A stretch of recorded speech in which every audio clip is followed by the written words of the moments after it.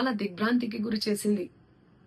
నన్ను ఆదరిస్తున్న తెలుగు కుటుంబ సభ్యులకు మళ్ళీ మళ్ళీ చెప్తున్నా, మీ మంగ్లీ ఎలాంటి తప్పు చేయలేదు.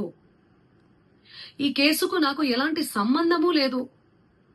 అబద్ధాన్ని అబద్ధమని చెప్పి ఇంత గొంతు చింపుకొని చెప్తున్నా కూడా నాపై బురద చల్లడం ఆగడమే లేదు. అందుకే ప్రతి చేతిలో ఉన్న మొబైల్కు, రిమోట్కు నా మొర చెప్పుకుంటున్నాను. చట్టాన్ని గౌరవించే పౌరురాలిగా బాధితులకు న్యాయం జరిగేందుకు, దర్యాప్తు అధికారులకు సహకరించేందుకు నేను సిద్ధంగా ఉన్నానని మీకు విజ్ఞప్తి చేసుకుంటున్నాను. మంగ్లీ ఎలాంటి తప్పు చేయలేదు, చేయదు కూడా.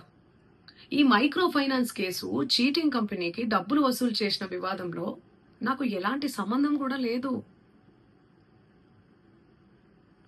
మధునాయక్ ను మా కమ్యూనిటీ ప్రోగ్రామ్ లో భాగంగా నన్ను, నా తమ్ముడు శివను కలిసిన మాట వాస్తవమే. కానీ అతను చేసే వ్యాపార వ్యవహారాలు, అతని వ్యక్తిగత జీవితానికి సంబంధించినటువంటి సమాచారంపై నాకు ఎలాంటి అవగాహన లేదు. ఈ కేసు విషయం నా దృష్టికి వచ్చిన వెంటనే నేనే స్వయంగా వెళ్లి అడ్వకేట్ సుబ్బారావుతో పాటు రమావత్ మధుపై పోలీసులకు ఫిర్యాదు చేసిన. తప్పు చేసిన రమావత్ మధు అండ్ గ్యాంగ్ పై ఖచ్చితంగా చర్యలు తీసుకోవాల్సిందే. బాధితులకు న్యాయం చేయాల్సిందే.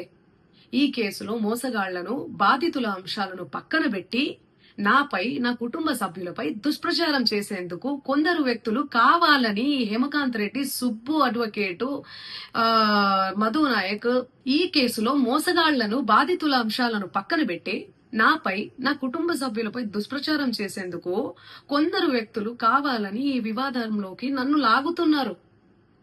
నిజానికి మైక్రో ఫైనాన్స్ అనే వ్యవహారంలో నష్టపోయింది బాధితులతో పాటు నేను కూడా ఒక బాధితురాలనే. వాళ్ళు అమాయకులు డబ్బులు పోగొట్టుకున్నారు, నేను పేరుని నష్టపోయాను. ఈ వివాదం తెరపైకి వచ్చినప్పటి నుండి ప్రతి క్షణం నా కుటుంబ సభ్యులు, నేను చేయని తప్పుకు బద్నామయ్యి మానసిక క్షోభకు గురి అవుతున్నాం. సో దయచేసి ఆలోచించండి అందరూ కూడా, ప్రజలారా.